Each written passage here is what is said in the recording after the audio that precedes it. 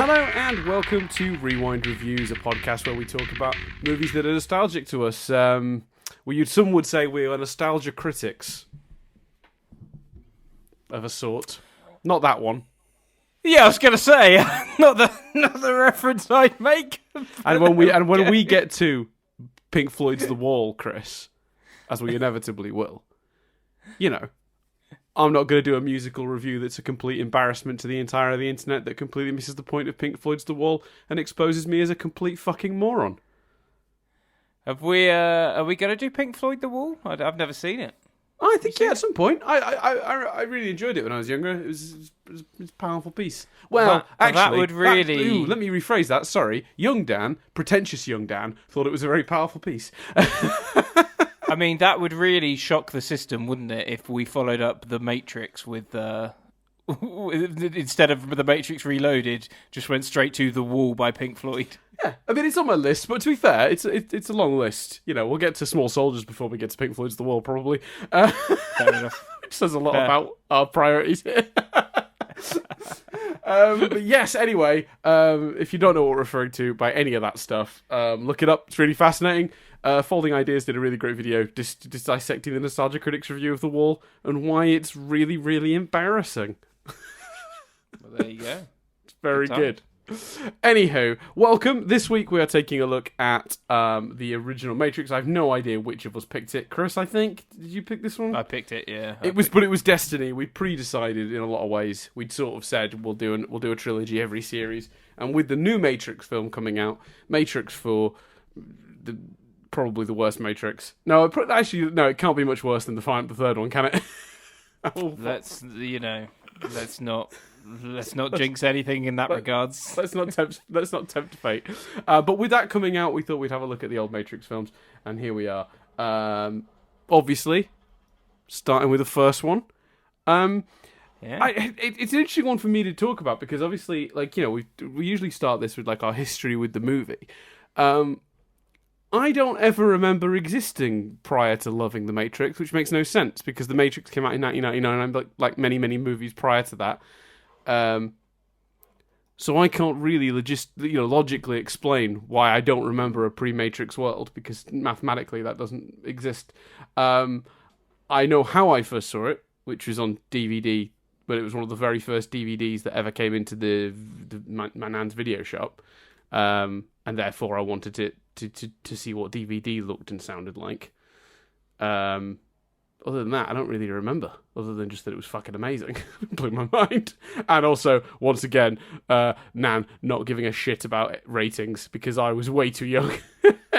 I think this was originally a 15. I must have been about 10, 9. Yeah. So, but yeah. So, I don't know. Do you have more distinct memories other than just at some point you saw it and loved it? Yes, I remember. I don't know if it was the first time I saw it, but I think it was. I remember sitting down and watching it with my dad. I remember it was like everyone was talking about it, so it must have been on DVD, video. I think maybe borrowed from a friend. I don't know. I really don't know, but I remember, it was like, everyone's talking about this. Let's sit down and watch it. And we watched it together, and I loved it. Loved it instantly. I have a funny story kind of about the second one, but obviously we'll get there when we get there. After we've done Pink Floyd The Wall, at least. And yeah, so I remember watching it with my dad, and like you, remember pretty instantly falling in love with it. You and I both had that insane box set which had all of them and the Animatrix and loads of behind the scenes stuff. What's this had nonsense, Chris? Well, we've still got. Yeah, mine's at my mum and dad's. I cracked mine out. And I remember it was I'm pretty sure it was £100. It was insane. And I don't know about you, Dan, but I rewatched the films and then and the Animatrix, and then didn't really watch any of the other discs. Yeah, there's a lot on there. There's the cutscenes from the Enter the Matrix video game. The problem with that for me is that I played that game, so I imagine for you that was a great excuse to watch the scenes from the game without having to actually play the game. Yes, and I think I did. I think I did do that as well, actually. Yeah. Yeah, because they have a whole subplot that runs parallel to the second movie that was in the game, and like it followed Niobe. I can't remember what the plot was, but they'd filmed while making the movies a bunch of scenes to put in the game, and then they strapped them all together. But it's weird because obviously in a video game, a lot of talking happens. Then in place of an action scene is gameplay. You become the character and do a lot of fighting. So when you watch those scenes, it's like a movie with all the action sequences cut out. It's really, really jarring. But yeah, I've got that DVD box set. I think it's cool that they put it all together like that, I thought. And it was a great box set. And can I just say, Dan, I mean, people would have thought we were crazy spending that much money at the time on that DVD. Just been on eBay. 99p to $4.99 we could be getting for that bad boy now. So who's crazy now? Or £9.99 or best offer. So £9.99 or best offer. Yep. So yeah. I don't know what's happening, but so, like in a room where there is literally, I've lived in my new place now for 3 weeks. No, 2.5 weeks, and literally, Chris, this room is the silentest room in the house normally. So I've set up the mic in here today because this is where Nadia would normally be working at the daytime. So we've already recorded one podcast since I've moved, but we recorded that in the living room. I've come into what is essentially our office to record, and someone's like moving some shit outside, scraping along. It's making a right racket. So, good time to say. Unless it's bad and Dan's put a warning on. My toilet. On the subject of unwanted noise on the podcast. My toilet's continuously flushing. Basically, the overflow's broken, so it's just continuously going. So the system, and therefore, like the walls and stuff, are making quite a bit of noise. So if you can hear that, apologies. He's lying. He drank so much liquid today that he's just constantly pissing and flushing while doing the podcast. That's the real truth. Yeah, I literally sat on the toilet with my mic, just pissing away. That whole system thing's a really poor excuse, Chris. For the much more realistic and likely explanation that you're just gonna piss for 2 hours. It's really loud. But we discussed, like, loud weather hasn't been heard before, so I'm hoping it's not there. But if it is there as background noise, I apologise profusely. Yeah.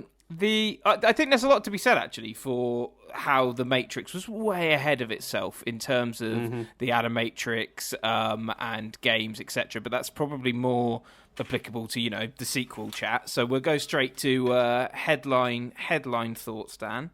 If people want to, we don't need to do. We can recommend at the end, can't we? People have seen The Matrix, obviously. Yeah, we're doing our. I mean, I'm saying still recommend. I mean, I'm not absolutely. Bury the lead. Look, for me, it still functions. So yeah, and it may be slight nostalgia blindness. Maybe there are definitely, and we'll get to them. There are definitely things where you're like, that contradicts that slightly. It's got that classic trope of, like, when did you two have time to fall in love? But, like, I don't think any of it matters. It's such a spectacle. It's so much fun. Like, it's so cartoonish in a good way, in a really good way, and not cartoonish visually. I just mean, like, it's a superhero movie, the Trinity jumping through that window is cartoonish in all the ways. That's fair. But there's it's two shots like that in the whole movie, and they pull me right out of it every time. Even back then, it's just so much fun, though, isn't it? Yeah. Absolutely recommend. I think for me, it's like the reason this works, and I have a slightly bitter taste in my mouth about the sequels, which I haven't rewatched yet, so I may change my mind. But my having not seen any of the Matrix films in at least sort of 5-10 years, sitting back down to rewatch the first one. Obviously, my feelings on the sequels are still what they were, which is not liking them. But I think what's interesting rewatching this is, I think this one, the Wachowskis got a lot of time to work on this script.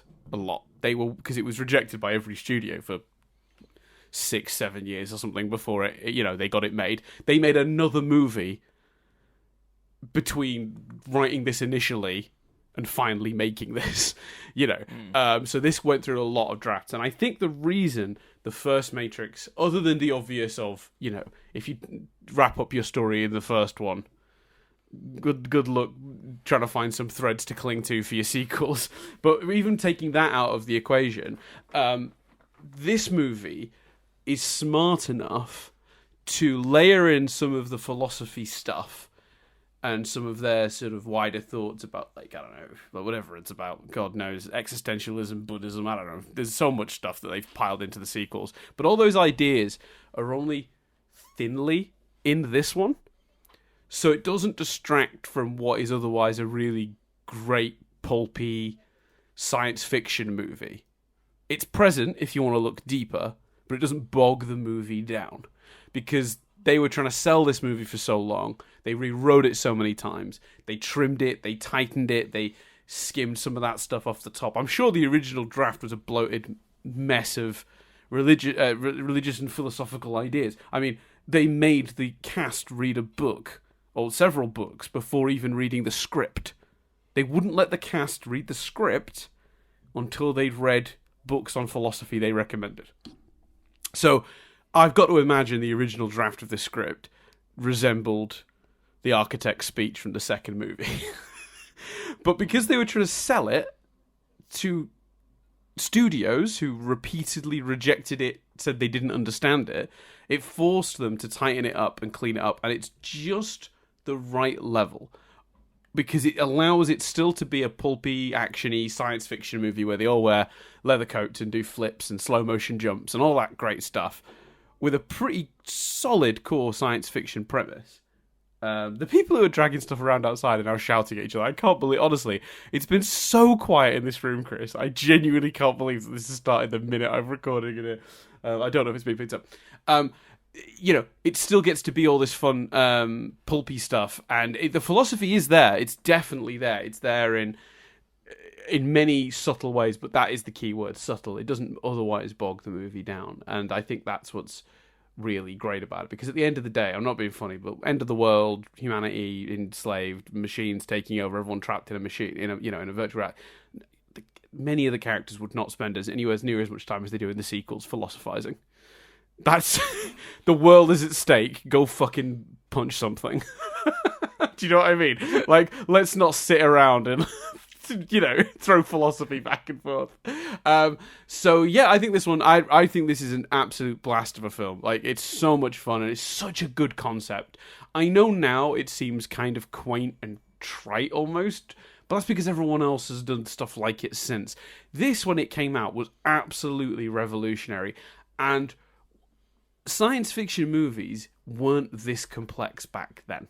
They just weren't. But this movie was complicated. Now it seems quaint, but back then it was like smart and like, holy shit, what a clever idea, But not only have other science fiction films done similar ideas and visuals, this film suffers from the fact that it's specifically spoofed in so many things. Like, I've heard stories of people watching this and like not being impressed by bullet time. Yep. Because they're just like, well, I have seen it everywhere, and it's like, yeah, but no, everywhere you've seen it is spoofing this, and right. And like, if you take out the fact that you've seen it a million times, like rewatching it, when that happened, I was like, that still looks fucking great. It does. It does, because the Wachowskis are incredible filmmakers. They have a real strong sense of visual, like storytelling and visual, like every frame of painting sort of thing. Like, it's incredible. I will say, I got a stat here that by the middle of 2002, the bullet time sequence from this movie, which came out, I believe, in '99, had been spoofed in over 20 different movies. Oh wow! That's 2 years later. Wow, that's crazy. So, oh man, I wish these guys would shut up. I can't. I hope no one can hear them. It's just two idiots just yelling at each other about something. I don't even know what. I think it's builders from upstairs. They finished their work for the day. They're just like lugging materials out or something. But they're just being so unnecessarily noisy. Who knows what the audio on this is going to be like? Yeah. Anyway, I completely agree, because it is, and I didn't realize how much. Like when he had the scene at the Oracle, I was like, oh yeah, like I remember it now. But when they first said the name, the Oracle, I was like, is that in this movie? And then I was like, oh, of course it is, because she got recast because I think the actress unfortunately passed away. But it is really layered, and like you say, it's so easy to forget how much of this was revolutionary at the time. Yeah, it really is easy. I mean, I this movie blew my mind. And also, I will say as well, full respect, because even though I do think this is probably a much more dumbed down, stripped back version of the film than they originally wrote, and I think for the better, I do think the Wachowskis are too creative for their own good sometimes. And I think their movies get bogged down in a lot of really cool ideas, and they cram them all in, and then it just ends up being hodgepodgey. You know, it's definitely affected many of the movies they've produced and been involved in since. Not that there isn't good stuff in any of those movies, by the way. I want to make that clear. This movie, though, like I got so distracted with my point about their other movies that I forgot where that sentence even began. That was about hodgepodge. That was amazing. I stuff. Literally talked myself in a circle, Chris. What were we doing? We were talking about the hodgepodge ideas and the complexity in following it. Oh, yeah. So this is all completely stripped back. But with that said, they still didn't exactly make a lot of concessions for the first 40 minutes of the movie. Like, for a script that's that stripped back, I think they really did trust the audience would just stay with it. Because I can't imagine an executive in the 90s going, wait a minute. So no one, the big point of the movie is this thing, The Matrix. You're not going to find out what it is or even what the premise of your science fiction world is until the 40-minute mark. Like, and even for real. then it comes in dribs and drabs. Like, my memory of it was that basically the red pill, blue pill scene basically explained it all in one sort of exposition dump. And that's not it at all. Like, there's multiple scenes of, like, clarifying and explaining and digging. But I mean, after that point, though, to be fair, so the first 40 minutes are just a collection of completely disparate scenes that, like, if you didn't know the premise, which who doesn't now, you know, you've got an advantage if you watch it in the modern day. But back then, 40 minutes of just, like, sounds and noises, basically. And so my question is this, right? Because it really is the description of what the Matrix is, and those scenes, you know, red pill, blue pill, the scenes where they're in the white room, the scenes where they're walking through with the woman in red, all of that stuff is so beautifully scripted. Like, they literally just give you exactly the right amount of information in a clear, concise way. It's like so much unbelievable care has been taken over that dialogue. So here's my question. Do you think some of the hammier dialogue, i.e. it's our way or the highway, and like dodge this, all that sort of like 80s action movie pomp and ceremony dialogue, do you think that's a conscious choice? Because I went into this film remembering that stuff was there and thinking that's where it's aged. And I watched it and went, I'm not sure that is the case, actually. And like everything else being so polished backs up the notion that actually they were making an 80s action film for a modern world. It just, in some ways, like, and a more complex, layered version of that. And it's textured with dialogue that you would expect to see in a Stallone film or a Schwarzenegger film from back in the day. So, do you think it's option A? Actually, it's just kind of hokey dialogue that's aged badly, or do you think option B, it's deliberate? Yeah, that's such a good question, and I think the problem is that, you know, there is no answer. Neither of us will ever know. But if I was putting money on it, was it intent and design, or was it just, you know, hokey dialogue? Because, you know, at the end of the day, they knew it had to be a sort of cheesy action movie as well, and were just, like, you know, willing to just, like, I don't think dodge this is too bad, but our way or the highway is pretty Yeah, Dodge This is pretty funny. It's Our Way or the Highway, and there was another one, but which There's I a can't bunch. remember. There's a handful. It's weird. Yeah. I tell you what it is. Okay, so I don't know about intent. If I was guessing, I would say maybe it is intentional, but it does lean into that same problem that the Wachowskis often have, which is too many disparate things that actually hurt each other. Their movies are sometimes these sort of hodgepodgey messes of things, which is a shame, and it can really hurt. Because tonally they're everywhere, plot-wise they're crammed full of ideas, and none of them get to breathe. So in a weird way, this movie full of some really actually very clever dialogue that's both plot-driven and subtle philosophy lessons mixed in. This movie again is the only one of the three that really balances that to my memory. I think maybe it was intent, because I could see them thinking those two things would mesh. Yeah. Because that's what they've done in other movies, tried to mix and match tones, and sometimes successful, sometimes not so successful. And I think it's at odds with each other. When Morpheus says simple things like, you think that's air you're breathing now, which is such a great line, both just to help Neo open his mind, but also like it's just questioning your whole reality sort of thing. Like, there's a lot of like hidden philosophy, but he's being very practical also. That's a brilliant line, and it is next to Our Way or the Highway or whatever. So yeah, it's got to be intent, if I was guessing, but and that dialogue that it didn't, just to clarify, it didn't bother me at all. Like, I was so sort of wrapped up in the ride of it, and the admiration for how confident it was. Like, do you know what I mean? For such a complex idea, how they just went out with a real swing of like confidence, that perhaps later work. You know what I mean? Shouldn't have, yeah. Maybe the confidence of this working, but anyway, it's for another time. Maybe one day we'll do Jupiter Ascending. But I just think, is it Ascending? I always get, yeah, it's Ascending. Yeah.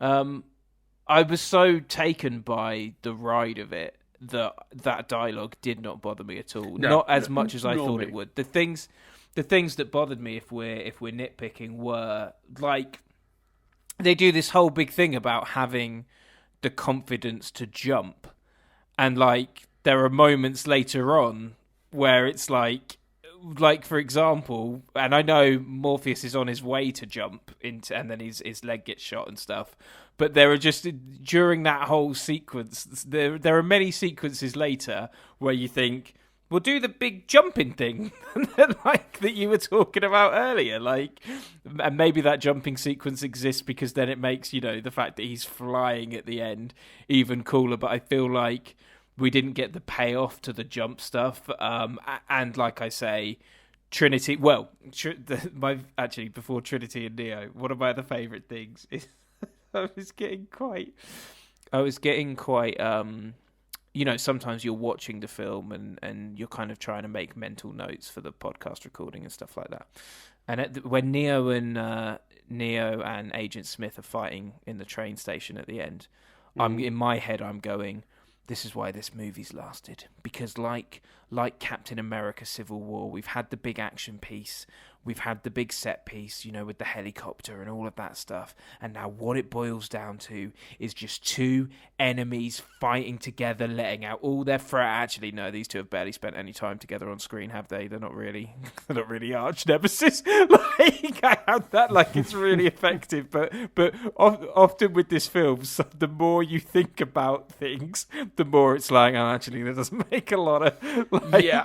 I can see. The movie is a sort of roller coaster. The problem sometimes, if you with a roller coaster, is everything goes by so fast, you don't really get to actually like develop a lot of stuff. And while the movie definitely gets to develop all of its philosophical ideas and all of its science fiction premises, it definitely lets itself down on the character front. Basically, every character and relationship is, this is what our relationship is. How do you know that? We've told you, and that is all you're getting. Because there's so much else going on. I kind of understand how they got there. When you're writing a script like this, like the amount of like explanations you have to do, the setups you have to do for just how the world works, how the agents work, how their powers work, why they can manipulate it, how they can get in and out of it, how it works on the surface. There's just so much to explain about this world. The movie would have to be an hour longer to really give you more detailed character stuff, and it would probably bog it down pacing wise. So I sort of see how they got there. It is a criticism. I think it's a valid criticism that the movie doesn't get to do that stuff, because I've said this 1,000 times. Character is king. If I'm not invested in the character relationships or the characters particularly themselves, well, I guess that's the difference. But if I'm not invested in the characters, how can I care about what happens to them? The way they get away with it in this movie is they do invest you in the people, just not their interactions with each other. Does that make sense? So, like, yes, and I know exactly who all these characters are and what all this means to them. I just don't have the inter-character stuff. I'm not invested in their relationships with each other. I'm invested in them as individuals. Except Morpheus and Neo. I think they get enough screen time, right, and enough sort of, Neo's reaction. That's the true love story that should have really come out of this, if I'm being honest with you. Wouldn't you buy that more? Well, yeah, in a way, because it's kind of like why there is something, and don't get me wrong, actually, to be fair, even that one they could push further. Like the pressure Neo has of like it's explored. They explore a fair bit. Does Neo believe he's the one? But actually, maybe the more interesting thing to dig into is how much fucking pressure is that? Like, they hint at it, like Memento guy, Cypher, says, oh, you've got to save the world. What do you say to that? So they sort of play on it a little bit, but actually I think rather than whether or not Leo believes, although that's the whole conceit, I appreciate that, the more interesting character thing is, holy shit, dude, it's a fair bit of pressure to put on someone, isn't it? Which they don't, I don't think they sell. Neo and Trinity, they don't even they're so busy they're so busy trying to look cool, like in the shooting scenes and stuff. And don't get me wrong, looks cool as fuck even now. But we don't even get fucking lingering looks between the two of them particularly. Do you know what I mean? And then they do this. It's not egregious as, say, Spectre, where it's really egregious. But when it's the whole I do love you stuff, it's like, okay, have you had time for that? But again, in a world where they put so much faith in the Oracle, maybe that's why she feels that way. And I tell you what, it's not explored, but to clarify, I literally only have a problem with, I just don't think they've had time to fall in love. I don't have a problem with the notion that brings Neo back to life, because whilst they don't explore it, I think there's an in-universe explanation for it, which is he's got such an understanding that the Matrix is a machine that actually the reason you die in the real world is because your brain believes it. So if you get shot, your brain and body reacts as if you get shot.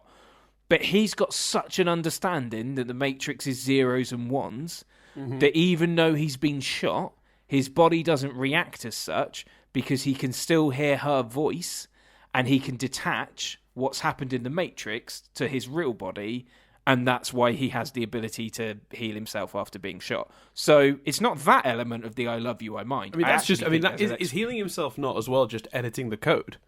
Exactly. If he can edit the code and shape the Matrix around him, I've edited the code so my body's not got bullet holes in it anymore. Yeah, exactly. And I think they actually do enough to sell that. So to clarify, the I love you, it's not that makes him come back to life. I actually quite like that and think they do that quite well. It's literally just like, do you?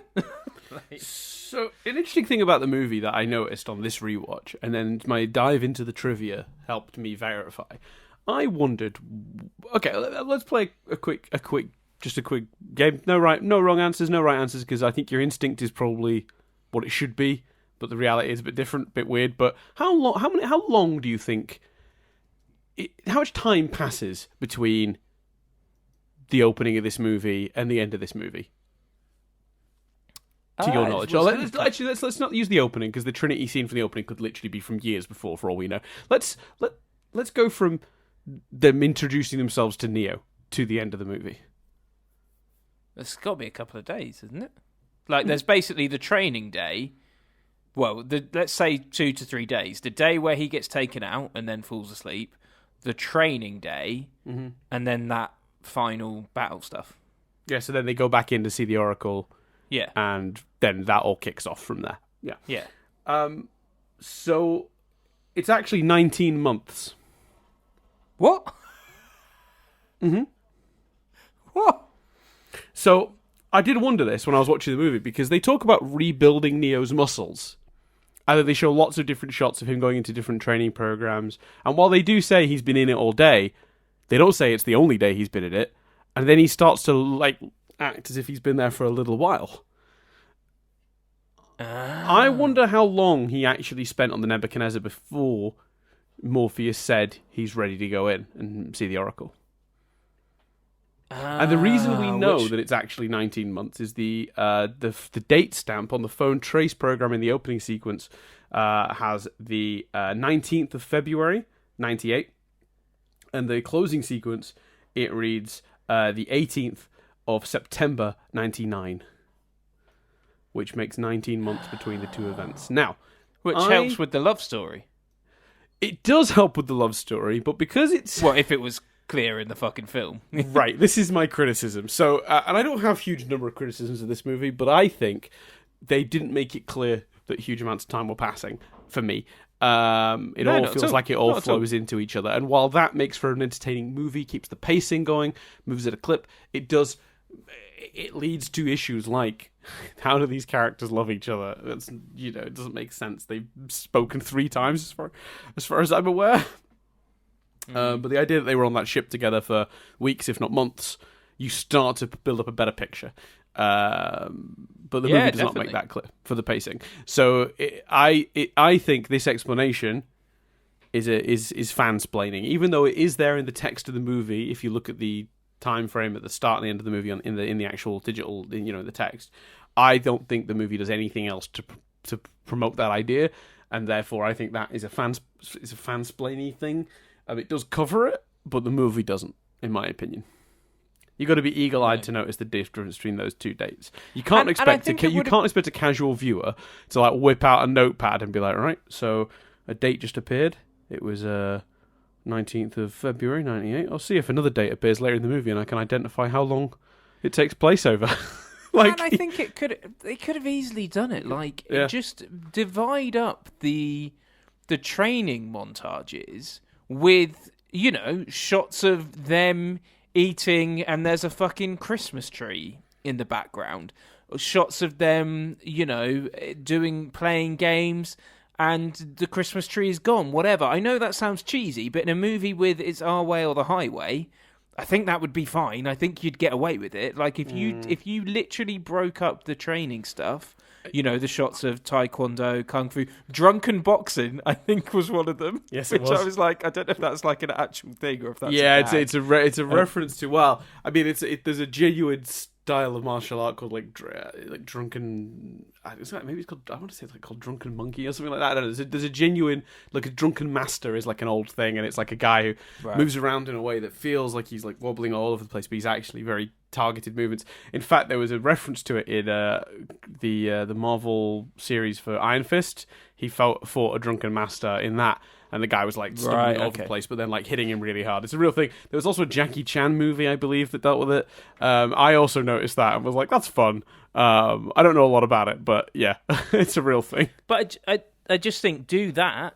And just show us times past that way, then. I think the other way would be to show Neo more comfortable on the ship, because the other thing they do, which I think hurts the ability for me to believe time has passed, is he's still constantly looking confused and asking questions and like he doesn't belong.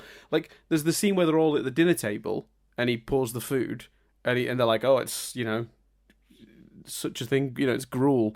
Why not have him being like, oh, more gruel? We've had so much of this. I'm sick of it already. And they're like, driving it for several years like we have. Yeah, that would have immediately indicated a huge amount of time passing, right? Like he was already sick of the food. But instead, they've got him acting as if he's never eaten that stuff before, which if he's been there for a long time is fucking nonsense. So, there are simple ways to fix that, in my opinion. But it is sort of a nitpick. I mean, it's not...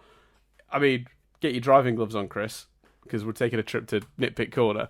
I do have what I think is another nitpick so nitpicky that, like, it's nothing. Go on. When Neo's being chased in the second half of the movie, after the helicopter sequence, it's the chase that leads to him down into the subway where he confronts Smith. There's a bit when he's on the phone to Tank, I think, and he goes down an alley. And it's a completely dead-end alley except for one very obvious door. Just one blatant door. No other route in or out other than the one he came down.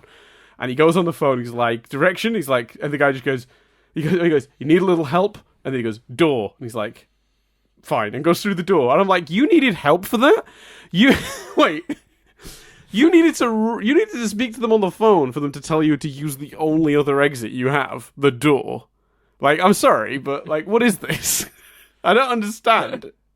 You're in it. Otherwise, it's a dead end. It's a door. Go through it. That's your only other place to go. What were you hoping? What were they hoping? Were ringing him? Oh, Tank says, yeah. Actually, you could just there's a hidden door behind a brick. If you just push it just right, like door is the only response he gets after he says need a little help, and it's because there's a fucking door next to you. Was Tank then hang up that call and turn to Trinity and go, this guy's a fucking moron. Why do you love this guy? He's an idiot. He was stood next to a door and then rang me for me to tell him to go through it. Like, can he not do anything by himself? That's awesome. Coaxing a child. Honestly, it was. You know what it reminded me of? I was so angry about it. It reminded. For those who don't know, we did a podcast. We do a podcast on Nothing But Static, and when we reviewed the original Legends of Tomorrow, we had our friend, a friend of the podcast, Todd, on, who was very upset because there was a book that was on the guy's desk that was dusty and he blew it off, and it was to make the book look ancient. But he was like, if the book's off the shelf and it's on your desk, did you purposefully leave dust on it to blow it off dramatically before you opened it when you had visitors? Like, why was this book so dusty? And that was my feeling on the door. I was just like, why? Why did this happen this way? It really annoyed me. In the back of your head, a little voice going, I'm definitely going to talk about this on the podcast. Yeah, I made a note of it. I don't understand. Why didn't he just go through the door, Chris? Later on tonight, Chris, I'm going to give you a ring after this podcast and be like, Chris, I'm in the room where we did the podcast. I need to get out. And you could just be like, door. And I go, cool, thanks for reminding me doors exist. And I'll just go through the door. Popular section on this podcast, doors exist. Yeah. The trivia section, doors exist. I've got something I spotted that I've never spotted before watching this. And I don't know whether it's, like, because it's clearly, they state very much that it's 1999. But in the scene where Cypher is doing the steak and making the deal, yes, he's like, I want to be someone important, someone really important, like an actor, and I want to be rich and da-da-da-da-da. And the agent goes out of his way to call him Reagan. And I was just like, is the slight implication here that they can make him Ronald Reagan? Like, make him an actor who goes on to people. And I'm like, obviously, it's not that, but it just seems really pointed. And I was like, and actually, that's a notion of the Matrix that's never been explored. Oh, it's before, it's his real name. Right. Okay. It just felt like but it did make me think, like, something like, you'd almost want maybe future properties to explore is, are there people in high power or whatever that know the truth and have bargained their way there or something? Right. Well, it looks like the same way that Smith won't call Neo, he calls him Mr. Anderson. It seems Cypher's real surname is Reagan. Right. Okay. We don't know his first name though. We've done our nitpicks, Dan. What did you love? I'll be honest with you, Chris. The thing I love most about this movie, and it actually kind of contradicts one of our, because you can't have this if you're doing a lot of, like, time passing, on the ship. But The one thing I love about this movie is how every scene flows into the next. And every sequence flows into the next one. It's amazing. Like, so the guys, Matt Stone and Trey Parker, did this really good talk at like a university or something years ago. It was like a Q&A or something. I can't remember what the circumstances were, but they talked about their writing process. And they said if they wrote a script and when they beated it out, it was this happens, then this happens, and this happens, they just scrapped the whole thing. Because what it should be is this happens, which causes this to happen, which leads to this happening. So it's all cause and effect, right? Every event, it triggers the next one. I'm sorry, these guys are still outside my window yapping away. I just want them to fuck off. Thing is, you can't do it though. You can't say anything, can you? Excuse me, I'm doing a podcast about the Matrix.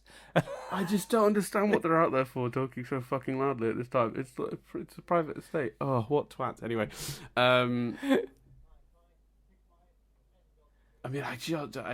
anyway, it's really distracting. Even if the listeners can't hear it, all I can hear, guys, I'm sorry, it's just chat. It's really making it difficult to concentrate on what I'm saying. For me, it's cause and effect. So let's talk about the sequence. Just from the middle of the movie to the end. Because it's genius. They go to see the Oracle to find out if Neo's the one. The Cypher betrayal happens, so they're caught up in that. Morpheus gets captured, but Neo and Trinity escape. They then logically go back in to get Morpheus, because Neo was found out through his visit with the Oracle that he's not the one, and Morpheus sacrificed himself falsely from Neo's perspective. And he doesn't think that's right that Morpheus gave himself up for someone who's not the one. So he then, decides that they're going to go back in. They go back in, we have the escape sequence, everything just leads into the next thing. Just like every single scene just perfectly sets up the next one and the circumstances. And at every point, I understand exactly what the goal and the stakes are. Constantly. And the movie doesn't have to stop and explain the stakes to me. They did the legwork in the earlier parts of the movie. I understand they have to get to a phone to get out. When Cypher kills Tank's brother, or maybe he kills Tank. I do get those two mixed up. He kills one of the two brothers. He kills Tank's brother. Tank survives. Tank survives, right, that's what I thought. So he kills Tank's brother and then wounds Tank. And when he's in there and he's killing the rest of the crew one by one, you understand the stakes of that situation and you understand how unlikely it is they're going to survive that situation. That is immediate tension and stakes. When Neo, Trinity, and Morpheus get to the phone and Morpheus escapes, then Trinity escapes, and then the phone is destroyed, you immediately understand Neo's situation and how bleak it is. The movie is already set up that you don't fight an agent, you run from an agent. And actually, in an earlier draft of the script, they even had a line about previous versions of the One turning to try and face agents and being murdered. They took it out, and I think for the better. It would have muddled this movie quite significantly. And instead they chose to muddle the second one that way. We'll get there. We'll get there. We'll get there. The minute that phone is destroyed, you're like, oh shit. It reminds me, do you remember when we were talking about the first Back to the Future? And you know the moment in the first Back to the Future when you visually just see a cable on click? And suddenly it's all gone horribly wrong because you already understand exactly what it is they're doing. And that one simple visual of a cable coming apart, you know exactly what the stakes are. That phone being destroyed is the same in this.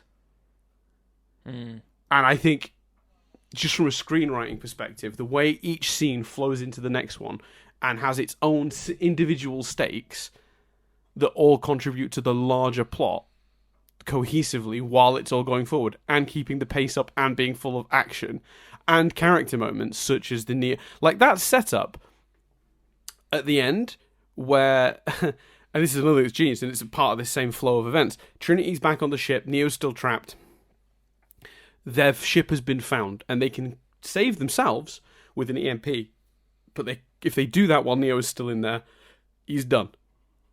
he's dead. Yeah. So he's got it. He's also got. They had a timer to him needing to escape too. Yeah. The tension of that is beautiful. Genius. Like the entire, like when you think that all of that just flows from they go to see the Oracle, and at no point does the action ever stop, but the story keeps developing alongside this sequence of events, and it's all cause and effect, and it's all pre-established. The rules they never stop. There's no point in this movie in the second half of this movie where Neo goes, "Oh no, the phone's been cut. I'm gonna have to go find another one." Audience, we already know the rules. And because they put the legwork in the first half of the script, they're paying it off here and taking advantage of what they've done. That's just genius. So my ultimate compliment for this movie is just the pacing and flow of the narrative structure of the film is just genius. Every scene leads to the next one, and the stakes are just constantly understood. It's brilliant. I couldn't express how much that impressed me on my rewatch. Like I just kept going, "This is genius." There's a beat within that where it's sort of it slows down deliberately for a scene. And it makes that scene so powerful when they're debating whether to basically unplug Morpheus so they don't get the information. And basically they're debating to kill him. And Neo kind of goes, "No, I can't tell you why I believe I can save him, but I believe I can." Right. That's a great scene. And you really feel the weight of it. You really, I'm rewatching it going, "Fucking hell, they're going to unplug him," thinking, "Well, of course they're not going to fucking unplug him." You know that. No, but again, the movie does such a good job making you understand why that's like it. Because, completely. You know, they've got Morpheus. He's got information that they can get out of him that could harm humanity's chances of getting out of this situation. At the end of the day, he's one man. Of course they had to consider the option of just unplugging him. You know, in wartime, people hide cyanide caps in their teeth. You know, because if they get captured, they can, end their lives before the before the enemy can get information out of them. It's a real thing that happened. It's a debate they had to absolutely have. And again, because we already understand the stakes of that, it's all done, all this legwork in the first half of the movie. That scene's great as well, as a result. And everything is so set up brilliantly. The opening scene of this movie ends with a really arbitrary line where the agents say, "Oh, well, I guess the information we got from our source was accurate, then we can probably trust him." Which is such a just like, oh, okay, that's how they tracked her down. They had a source. Okay, fine. You don't even think about it the first time you watch the movie. On a rewatch, you go, well, we know who that source is. Yeah, and there's also really lovely, it. Not only does it all flow, but sometimes the way it moves from one scene to the other is beautiful. Like I think that monologue ends with, we need to start searching for him, and then it fades into Neo's search bar that says searching, and it's just really effective because I think that it all helps. All of this stuff is why we describe it as a roller coaster. Do you know what I mean? I think there's this. You get the same sense from Mad Max Fury Road, which admittedly is all this stuff kind of amped up to 10,000. When they start on the chase, but I think that's why you call it a roller coaster, because of the way it flows in that sense.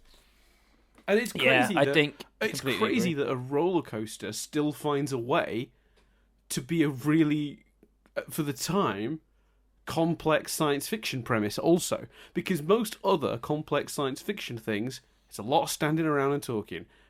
Recently both Dune and Foundation, two famous science fiction novels, have been adapted for the screen, and it's a lot of people in rooms talking about political situations and the wider world and giving exposition that way. What's genius about this is it manages to both be a reasonably complex science fiction premise while being a roller coaster, and it never has to stop and become Small World after all, where it takes you round really slowly, stopping at lots of things for you to properly look at them. It can do all that while moving at that pace, and that's madness. But do you think that's also the strength? Because one thing we've not talked about is the sheer strength of the idea and the imagination in it. Because there's a fair bit of talking in this. There's two people sat at a chair debating the pill to take. There's the bit where in the first Matrix, hour of the movie for sure. But you're so wrapped up in oh fuck, that's interesting. Oh fuck, that's clever. That you don't even notice, because there's even now when we've seen variations of this idea done 50 times over, I was still struck by the imagination and the cleverness. I tell you what, rewatching it, I've always said it's madness that there are people out there that are convinced it's true. But rewatching it, when it finished, I went, I can see why there are people out there that think that have, adopted this as like their theory of the universe and stuff. Yeah. So it's the same way we talked about that Truman phenomenon where people who'd seen the Truman Show believed they were in a version of it afterwards. Yeah.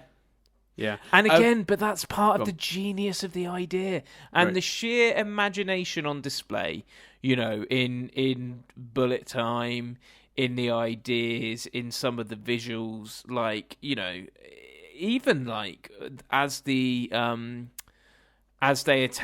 machines attack the ship at the end, and like Trinity and Neo share that kiss, and there's kind of all the sparks and stuff flying in the background from the machines attacking. Like, there really is this film. If this was released today, I'd be like, there were some cool visual effects, and it was over 20 years ago. Like, it still holds up visually as well. The cinematography of it is brilliant, and considering it was their second film, and obviously, I'm giving the directors credit there, not the cinematographer, but just stunning work. Yeah, and I think that's the way they get away with it, still feeling like a roller coaster, even in the early parts of the movie, because we're getting information while Neo is escaping from the agents, from the office. We're getting information when Neo and Morpheus fight in the training. Where the movie consistently keeps itself pacey while doing all that, and again, all this really cool visual stuff. And like bullet time, what I think as well, like, you're gonna you want to do cool camera stuff, right? You want to do bullet time, you want to do slow motion, whatever. How many movies have done that contextless? Just movies where the hero jumps through a window and it goes in slow motion. You can see all the bullets flying or whatever. This movie found an actual excuse to do it contextually. Yeah. The reason we're seeing bullet time is because they're manipulating reality. They're going those speeds. That's what's happening. Like it makes so much more sense. The true genius of bullet time is immediately afterwards when Trinity says, I've never seen anyone move that fast. And you as an audience member go, oh shit, what we just saw slow was him moving fast. And again, how fucking clever and bold. How many times have we, because, obviously, and, the X-Men did it beautifully, but it's been set up prior. Or it cuts away, Ant-Man, for example. We have these big epic action sequences, and then they cut away, admittedly more for a gag than exposition, but they cut away to the wider view to basically also give the audience the context of, this is happening, this is what's actually happening. How fucking brave is it? And revolutionary in 1999 for this film to do that and then fucking explain what they were doing after the fact. It's crazy. You don't get that sort of bold storytelling now, let alone back in the day. But linking a visual element to the story in itself is like more than most films will bother to do. Do you know what I mean? Like, completely. I remember watching Wanted, the movie Wanted, which is a comic book adaptation. And it has a bunch of really insane, like, visual stuff. And the visuals are cool, don't get me wrong. I think Wanted kind of is one of the movies that gets commissioned in a post-Matrix world and not in a pre-Matrix world. If that makes sense, it owes a lot of itself to that. But the director of that movie, like, put loads of really crazy visual stuff in, but there's very little in reality, like, in story context for any of that. It's just because it looks cool. Fine, like, I guess. But like, this movie gives its audience a lot more credit, I think, and I think that's one of the reasons this movie like struck such a chord. I think it wasn't just that it was cool visuals. It was cool visuals with context, with a reason, and that's just, again, as you said, very, very, very bold, particularly in the time. So yeah, and then of course we can move on. I mean, I'd love to talk about the performances because I'll be honest with you, other than Keanu Reeves, who is once again doing his absolute best job to try and pretend to be human and mixed results, everyone else is amazing in this movie. I mean, Jesus Christ. Like, Joe Pantoliano is Cypher. We talked about him a lot recently because obviously he was in another movie we watched this year. Carrie-Anne Moss. What was the movie? Memento. He's amazing. Carrie-Anne Moss is great. I think the true standout for me, I mean, dear Lord, Morpheus. Like, yeah, he's fantastic. What a performance! I'm very. How do I phrase this without insulting the new actor that's playing him in the new movie? I suppose we don't really know that's what's happening, do we? No, but it seems fairly. The lack of Laurence Fishburn. Yeah. I'm not saying. I mean, we've seen Yahya Abdul Mateen play stuff in the past. We've been very complimentary of his performances. I believe he was in Watchmen. Yeah, I was gonna say he was in Watchmen. Yeah. Yeah, right. That's the same guy. And he's a wonderful actor. But Laurence Fishburne brings something so. I don't know. I can't even. It's magic. I don't. Just to point out the line. Just you want to understand like how brilliant Laurence Fishburne is in this movie. Watch the dojo scene, and after he says, "You think that's air you're breathing now," just watch his face communicate 1,000 things. It's incredible. Also, he's got a really hard job where like he's got to be a character that you feel like knows stuff they're not saying, but you believe why they're not saying it. Like, yeah, absolutely. But he also has to feel stunning. like a person that's like almost that's world could be collapsed in a moment if anything that he believed. Like he's got a world belief that if any element of it was proven false, he'd be lost. You know, yeah. He's also kicking ass in like and fair play to both of them for the effort that would have had to have gone into, you know, learning the fighting styles and certainly, you know, the training montage. Like, I don't know obviously how much of that was them and how much was stunt people, but yeah, fair play. By the way, just before you do that, just quick, you know, because we should. Bill Pope was the cinematographer. Who also was the cinematographer for Spider-Man 2, Baby Driver. Well, he was director of photography for Baby Driver. You know, The World's End. He's done some Scott Pilgrim versus the World. He was director of photography. Like, he's done some big stuff. So yeah, that's my shout out. Bill Pope. By any chance, did he work on Last Night in Soho? Because I saw it this week, and that looked beautiful too. No, he was director of photography for Shang-Chi and the Legend of the Ten Rings. Which is why he probably didn't do. No. He was busy working on Shang-Chi, which also, by the way, looked great. So, yeah. Cool. So there you go. But I mean, yeah, so I just, I think on the whole, like, everything, all the major things that you want to be working in this movie work, for me. I think that it's a really great concept. Really great action, awesome visuals that are actually made sense of context. The actors are on fire, the music's amazing, the aesthetic is wonderful. Little note for those of you who might have seen this on Netflix or a DVD copy acquired between 2007 and 2018. I'm sorry, you've seen an insane version that a colorblind person color corrected. I don't know what happened. I mean, so the internet speculation is that when they went to do the remasters in 2007, they get recolored because they come from the original prints. They don't print from the last DVD release. They remaster. So they go back to the original. And it seems that the colorist just was some fucking like maverick that went, hey, this one doesn't look like the other two, so I'm going to turn the green up.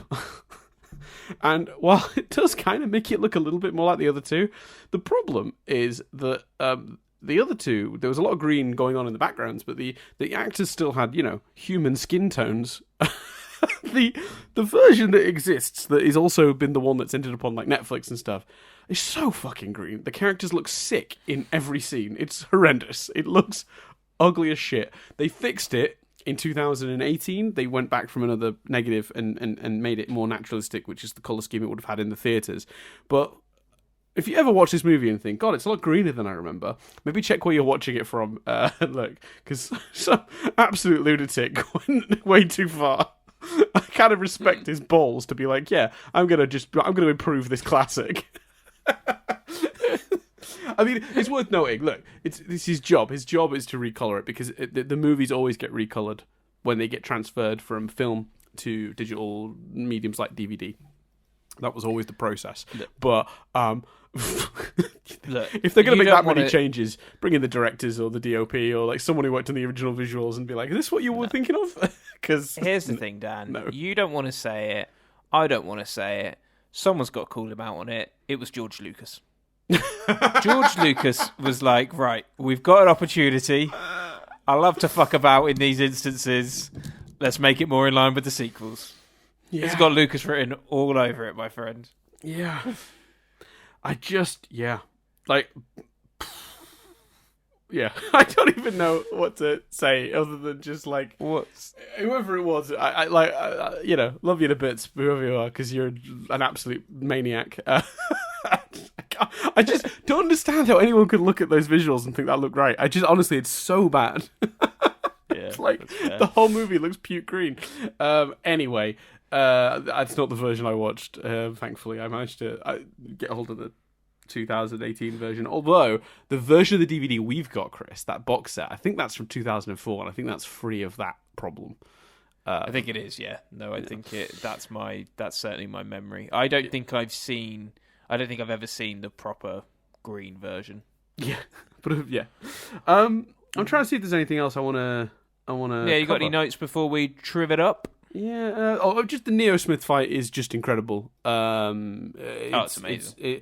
You're right. It would be better if there were some personal stakes between the two at this point, but they've only interacted once, so that is kind of a shame. But it's still really like quite a powerful fight. I guess the reason that again, individual character building rather than relationships with each other, because we've just at that point had a great speech from Hugo Weaving, who's amazing in this movie, about how much he hates being in the Matrix, and you realize his disdain for Neo and Morpheus and those guys is that if he could just get the information out of one of them, he could go take down Zion, and then there'd be no reason for him to be there anymore. And I think, and that's an incredible motivation for a villain. But also, I think it kind of feels like Neo's fighting on behalf of Morpheus in that moment. Do you know what I mean? And I think that helps as well, because they've set him up as such a good villain, and they did do the best interrelationship they did was Morpheus and Neo. You kind of get away with it for that, and also it looks fucking cool and it doesn't matter. Like, it's that Rollercoaster thing, isn't it? I don't think. Yeah, it's one of those. That's an ideal, but it doesn't really subtract from the joy of the movie. In reality, no. I want to give the movie a shout out for its comedy. There isn't a lot of comedy in the movie, but there's more than I remembered. I particularly want to shout out when he goes through the metal detector. And he just opens his coat and it's about 1,000 guns. The only thing with that is, like, those guys that they're slaughtering are pretty innocent. In the scheme of things. Like, well, I suppose they presumably have been told to guard this shady thing, and, but they're still... And they're people in pods in a video game reality they don't know, but they're still killing them. Well, that's what's interesting, because Morpheus talks about that in the agent training program. He says that all of these people, that they are the people they're trying to save, but they're currently dependent on a system. They will try and defend it. Yeah. They're our enemy until we save them, until we get them out of it. They will try and protect this system we're trying to bring down. And that's a really fascinating idea, because I think that goes into like a lot of real world politics stuff as well. Because, in the real world, there are people defending institutions and systems we know are broken, right? Like, I don't want to get too political. I know, take a shot down talking about politics again. But when you look at like the reaction to like Black Lives Matter or even like Trump, like there are obviously always people that want to defend this clearly broken institution or thing, right? There are clearly problems with policing. I'm not even gonna put my opinion on it forward right now. I'm just gonna say I don't think at this point you can deny some changes need to be made. Where you lean on the political spectrum, you might have different maybe thoughts, but I just think it's very clear that something needs to change. Innocent people being murdered by police is not acceptable under any version of reality. But there are people defending that system with their lives, with every breath, their passion. So the idea, and I don't know if this movie was that ahead of the time. Obviously, it wasn't referring to that, but like the way it understands people and sort of says, look, right now everyone's our enemy because they will defend this. You know, whether they want to or not, whether they know what they're defending or not, they will still do it. And I don't know. Yeah, I found that really, really interesting. And obviously, any person can become an agent as well. So yeah, I thought that was it does make it murky in terms of, you're right, they're murdering a bunch of innocent people, but I think they kind of cover it earlier in the movie with that, and while that's not like a perfect explanation, it certainly doesn't make them heroes. You understand why they're doing it, which I think is really cool. Yeah, absolutely. That's fair. Should we triv it up? Yeah, I think so. I mean, I just want to point out one other quick detail, actually. Sorry, just because I've seen some concerns online of people going, it's a plot hole. In the next movie, or one of the next movies, it becomes clear the machines kind of already know where Zion is. So everyone's going, what's the premise of this movie? Is they're trying to get the location of Zion out of Morpheus's head? No. That is not correct. What they're trying to get out of Morpheus's head are the codes to Zion's computers. Presumably, Zion has digital defenses. And if you can get into the computers, you can bring those down, and then Zion can be taken. Right? Yeah, that's how I viewed it. Yeah, and it's literally what they say in the movie. So people who think that they're trying to get the location of Zion out of Morpheus, pay more attention. No point does anyone say location. They talk about the access codes to the computers. So there you go.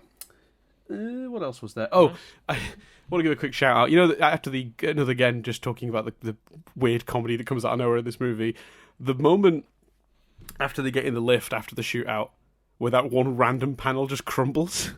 It's just a long shot of that all. Extremely funny and a complete accident. Oh, really? Oh, that's cool. It just fell down, and they were just like, well, we've got to put that in the movie. That felt like a really modern, like, it's almost a Marvel-esque joke, isn't it? Joke.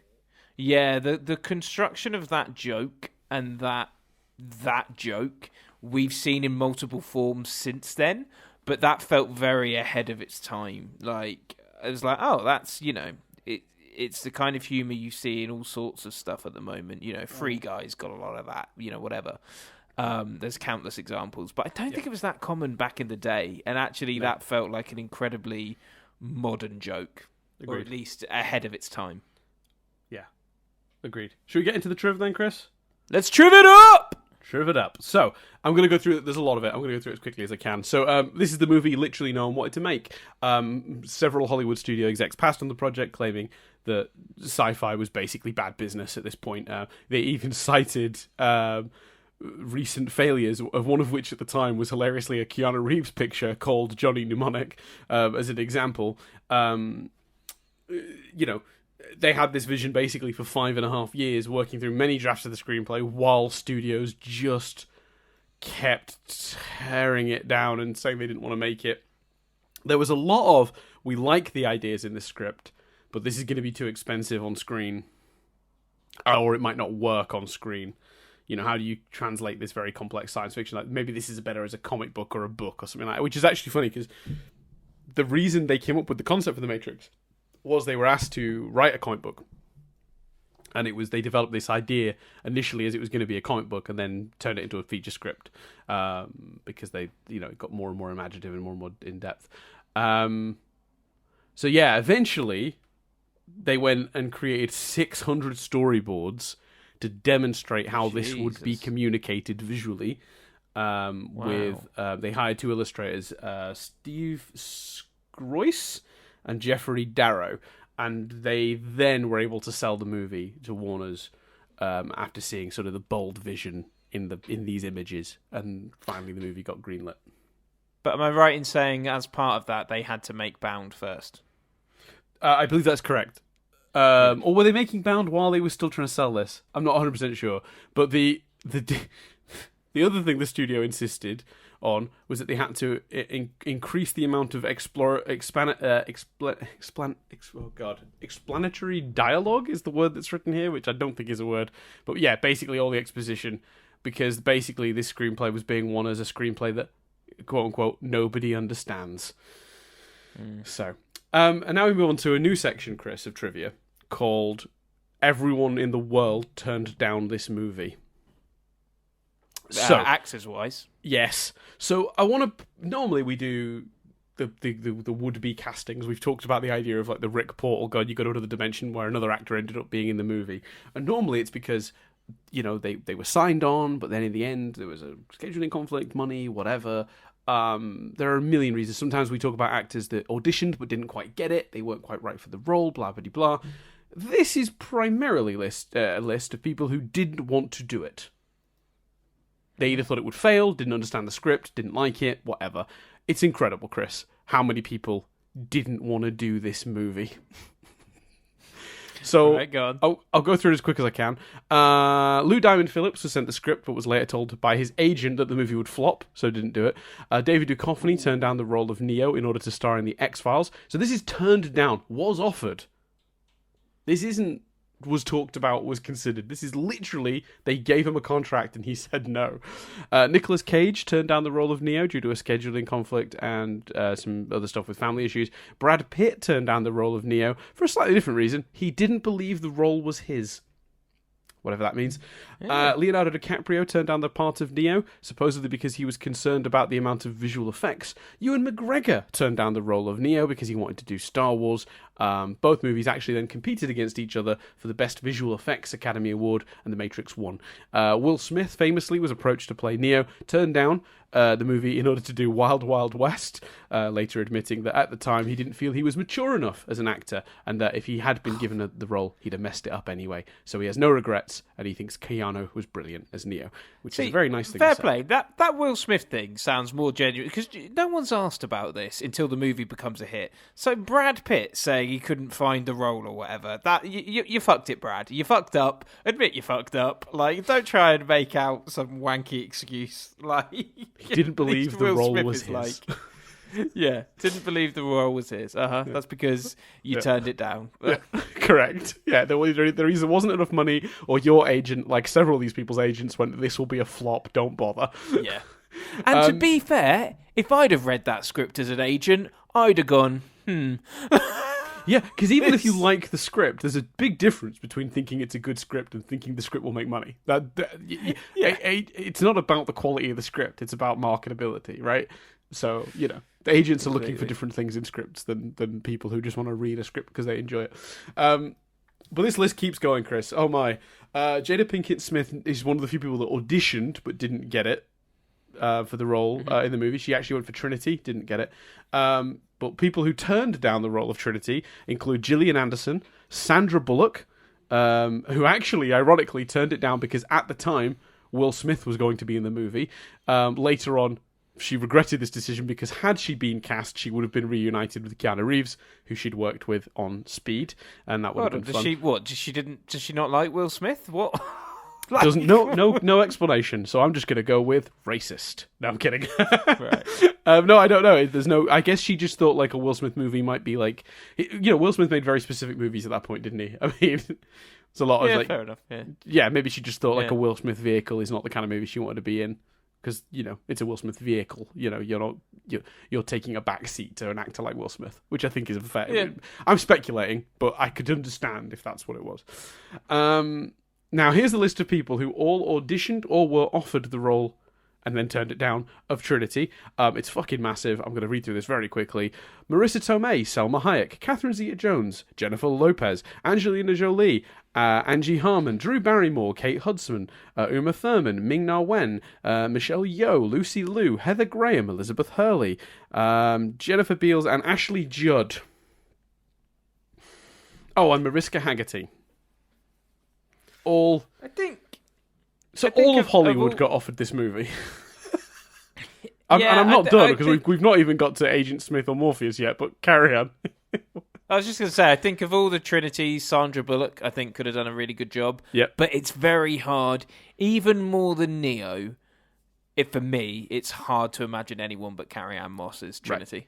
She's wonderful in this movie.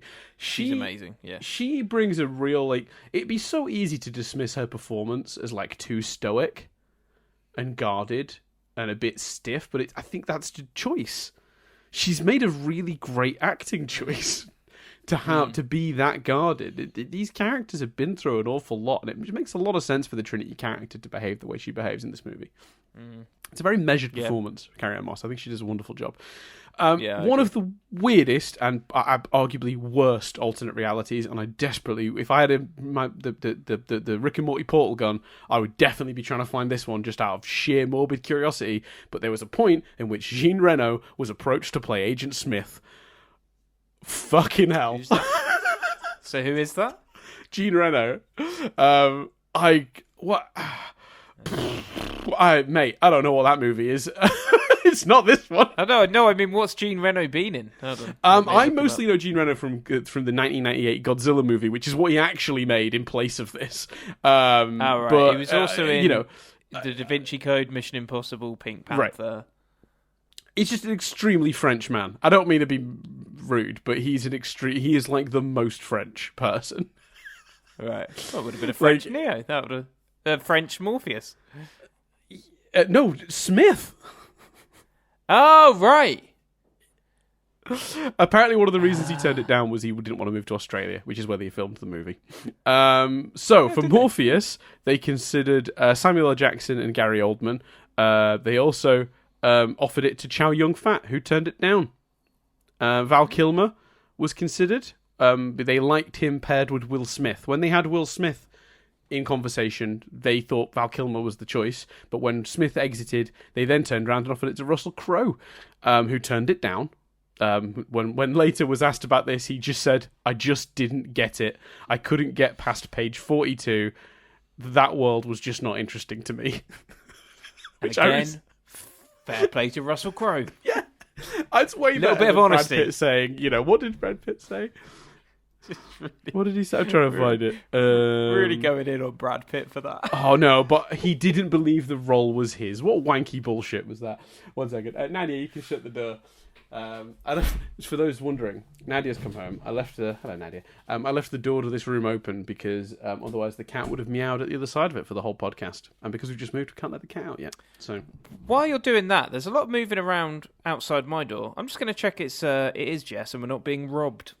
Oh yeah, definitely double check that. God, imagine if we got audio of you being robbed. Chris is going there. Yes. 1 second. I've got to also stop. There with me. Yeah, do you want to know the highlight of the day? What? I'm still doing the podcast. The bulb in the bathroom is just blown. It's just blown? Yeah. Oh, God. Okay. Right.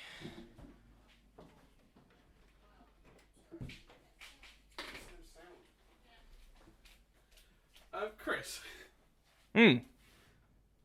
Alright, for listeners... let me sit back down. Sorry. For listeners, there was probably a little break there when Chris went to double check he wasn't being robbed and was not, and I discovered that I left the oven on all day. Oh shit! The new oven has a baking setting, or like not a setting, like a special setting for like frozen food that doesn't use the fan and is therefore completely silent. Right. That's what I used to cook my lunch. Oh, balls. Yeah. Well, watch out between for that. us. So I'm flushing the toilet all day. You've got, and I've just discovered. Jess was telling me because like she went, "Do you want to know the highlight of the day?" And I just went, "I'm still doing the podcast."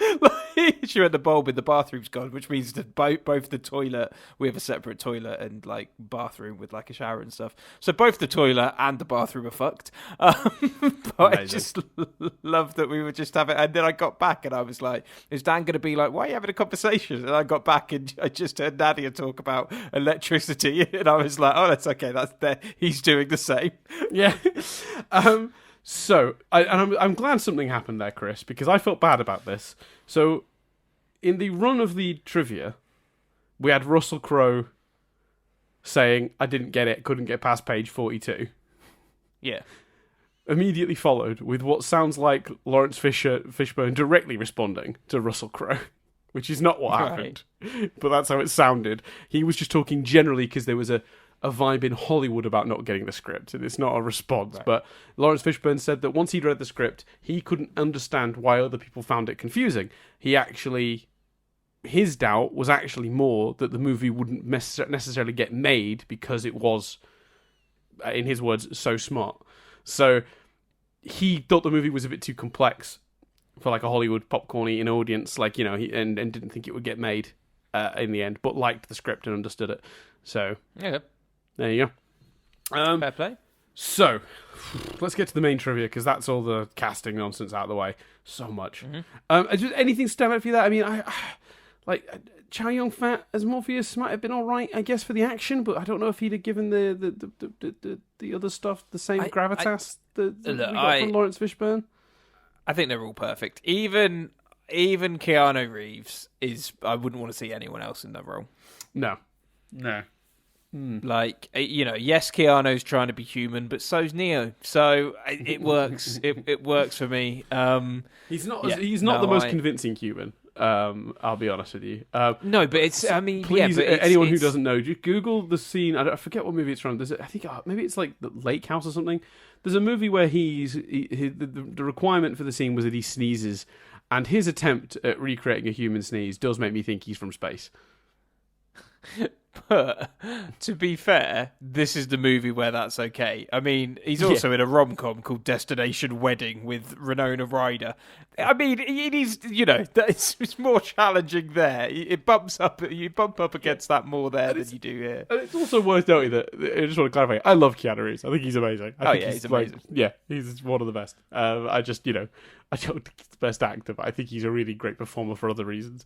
Anyway. And by all accounts, an incredible person. Yes. Yeah. He's supposed to be lovely. So there you go. And he's quite hard on himself, I discovered looking into this movie. We'll come back to that. He's very good in Call Me Always Be My Maybe, or whatever that called. Yes, he is. He's great in that. You're right.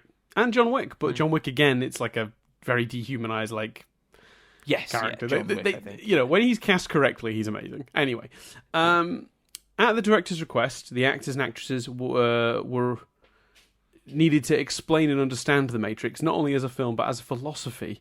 A book called Simulacra and Simulation was required reading for the cast and crew. Keanu Reeves has stated the Wachowskis made him read that, and a book called Out of Control, another book called Evolutionary Psychology, before he could even open the script. Wow.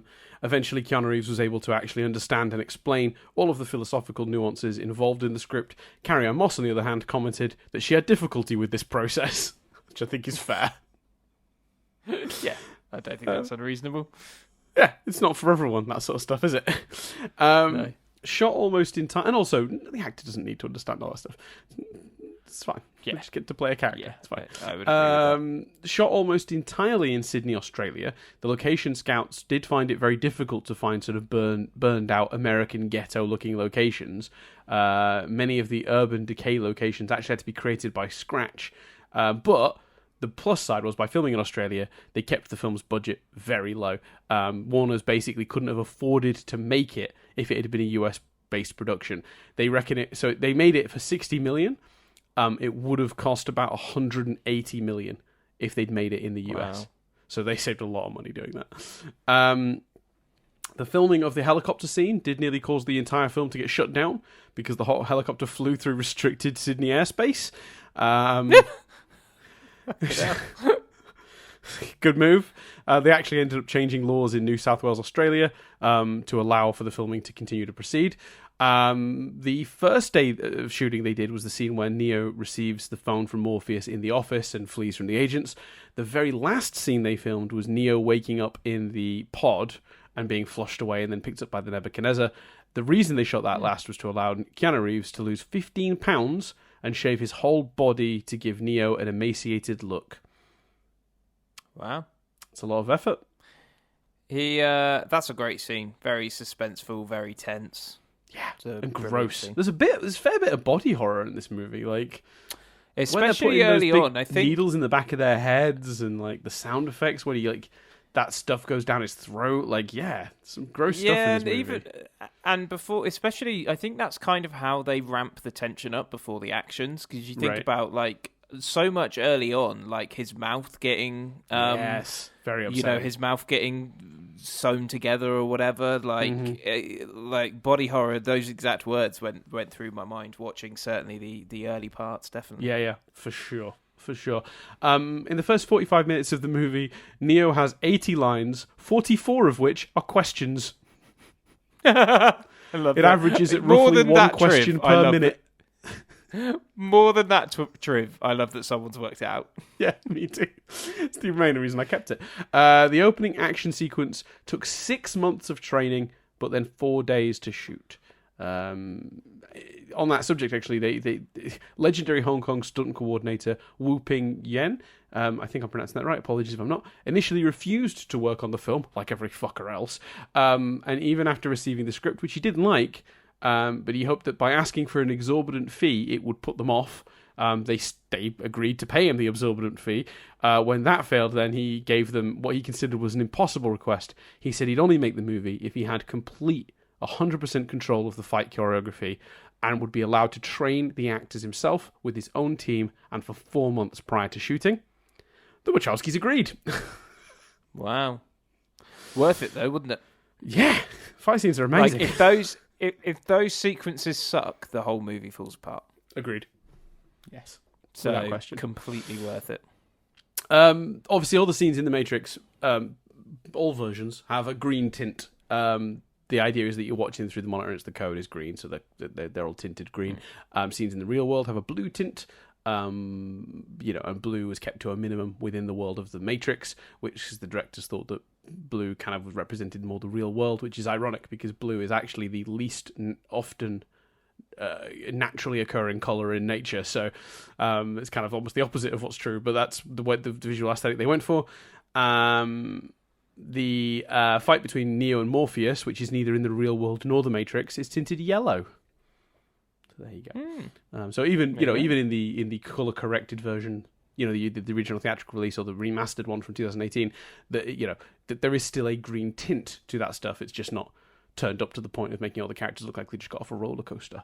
Before filming, the principal actors and actresses did indeed spend 4 months doing martial arts choreography. They originally were under the impression it would just be a few weeks, so that was quite a shock. So now we get to a section called "Every Fucker Got Hurt Making This Movie." So prior to production, you've named every section this week.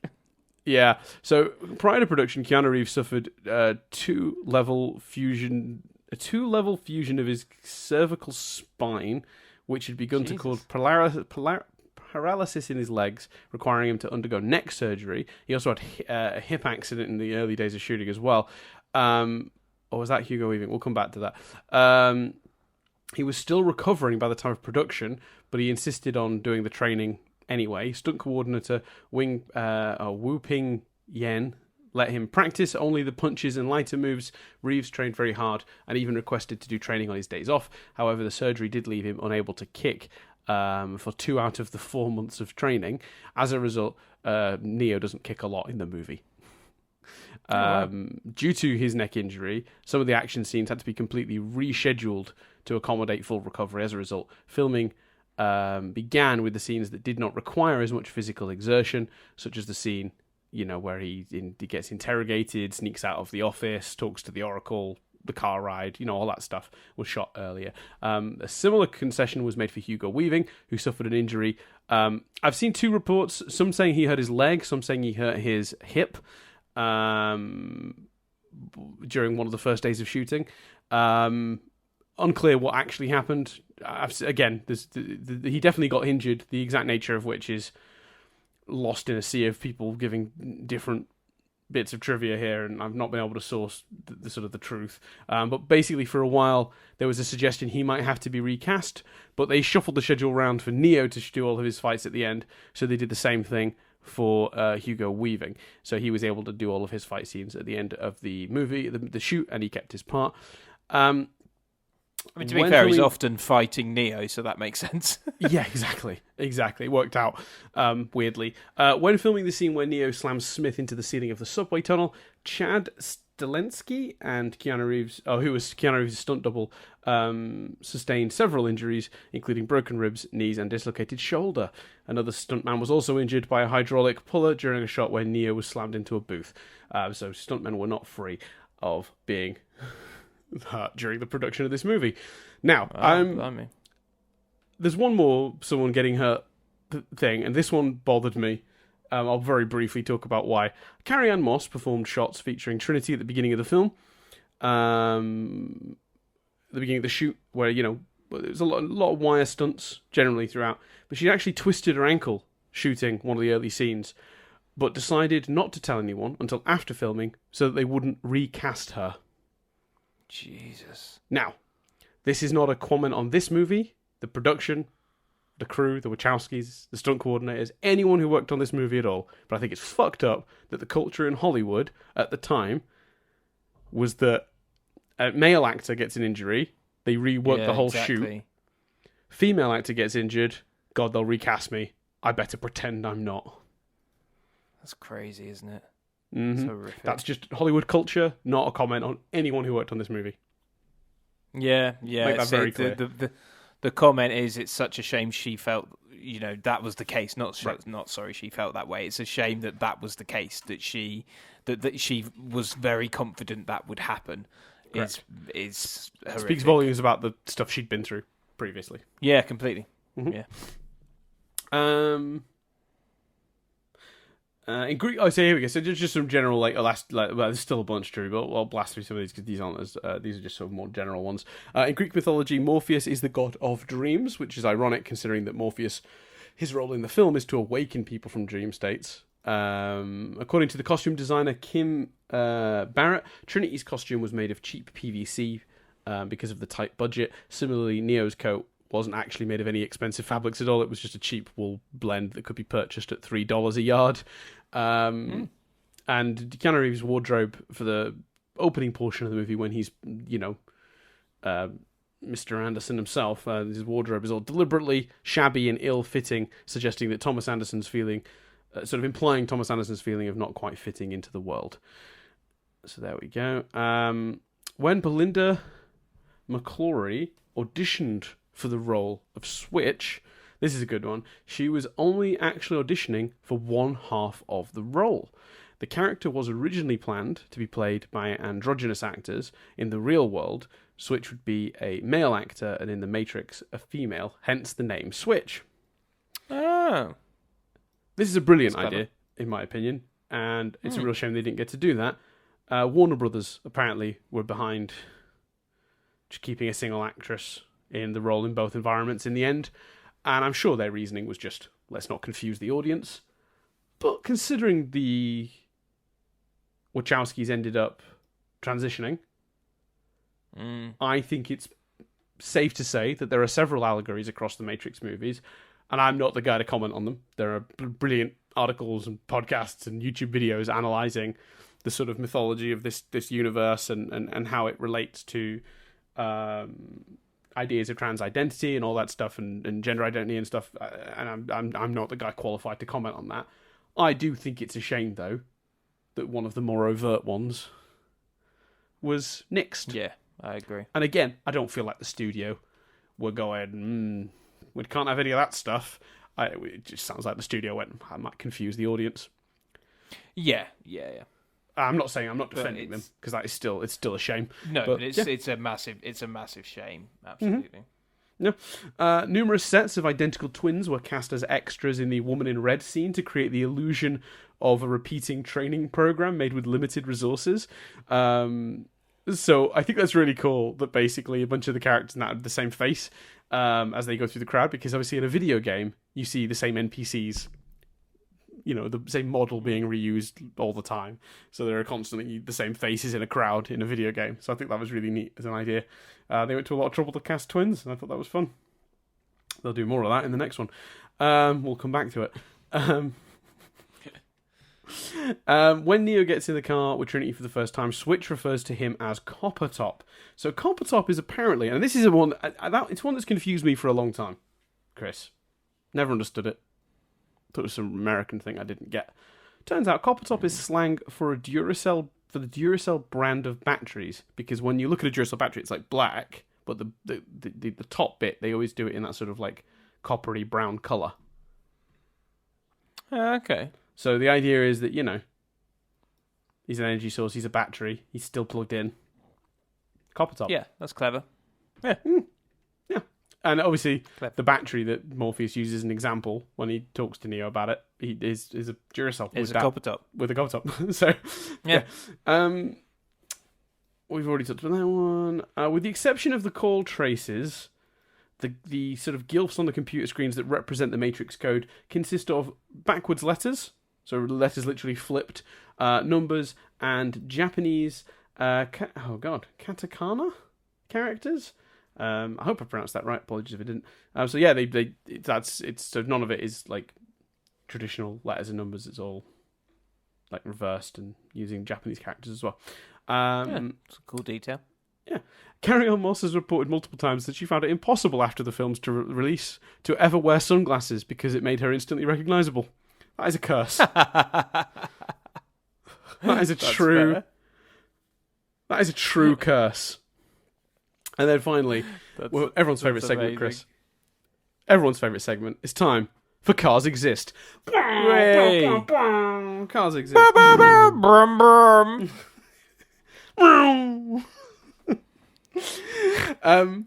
The car used... yeah, it gets worse every week. That was me putting the brakes on it, Dan. Very good. I liked it. The car used while inside the Matrix is a black 1965 Lincoln Continental. And I want to note that on the IMDb page, when you scroll to the top, it tells you how many people found something interesting. Tens of thousands of people found many of the trivias I've read out to you today, Chris, interesting. 97 people found that interesting. And then the final piece is also part of Cars Exist, or a little subcategory of Cars Exist. Motorcycles exist. Trinity rides a jet black Triumph Speed Triple. And I want to make note there that literally nobody found this interesting. 0. Until today, because I clicked yes. I was going to say, I'm on it. Right, what was... Right. What was the trivia again? It was the motorcycle Trinity rides is a jet black Triumph Speed Triple. Jet black Triumph. Right. Are you going to add? Go on. And I would encourage all listeners to do the same. Yeah. So trivia, search, jet black. There we go. Oh, wait, hold on. It says 61 of 70 found this interesting. Earlier on for me it said 0, and I clicked it and it went up to 1. Oh, all right. Well, still, get it more likes. Anyway, interesting. Yes. Oh, create an account. Nah, can't be asked. Am I logged in? Oh, yeah, I am logged in. Is it on there twice? No, just the once. Yeah, I've got 61 of 70 found this interesting. Okay, well, there you go. That's better than I thought. Maybe it glitched out and didn't load it properly when I looked at it earlier. Because I made a note of both. It's 97 for the Lincoln Continental one, and then 0 for what I looked at, from what I saw for that one. But there you go. So that is the movie. Let me find... How do you spell Lincoln? Lincoln. Linco. 97 out of 107. Yeah, weird. So 97 is how many I said. So that one's accurate. That's what I mean. Yeah, no, it says that one is what I'm seeing. Yeah, so why was one accurate and one not? Yeah. Disappointing. Anyway. Either way, thank you everyone for listening. Good old time. Normally we do a whole what are we going to review next week, but obviously we've made it very clear. We've made it very clear it's going to be Pink Floyd's The Wall. Can you clarify you're joking, or I'll watch Pink Floyd The Wall? Yeah, I mean, technically it is my choice and I could choose something else, but no, obviously we're going to watch The Matrix Reloaded, which I'm actually really looking forward to. I think there's going to be more to say on the sequels than this, because they're famously, broken. Yes, but equally, I think we'll find more Yes. I think we'll find more good in them than we're expecting to find. Yes, I'd agree. I think that's exactly right. I think that's 100% right. Because I think one thing that is consistent with the Wachowskis... I think I understand the Wachowskis now in a way I didn't when I was younger. And I think I know where they've gone wrong. Like, I already know that they overloaded it with too many different concepts and ideas and didn't focus on the ones they could have, and, you know, didn't have the same time to refine it as this one. So with that understanding in mind, I think I'll be a lot more forgiving of how bloated it is and how much insane stuff goes on. So, yeah, I feel like I'm going to enjoy it more than I've ever enjoyed it, if I'm being honest with you, Chris. Yeah, I think that's absolutely fair. I remember doing a rewatch and liking the second one more and understanding it. Yeah, the third one. I think the third one will be the one that I'm gonna really want to.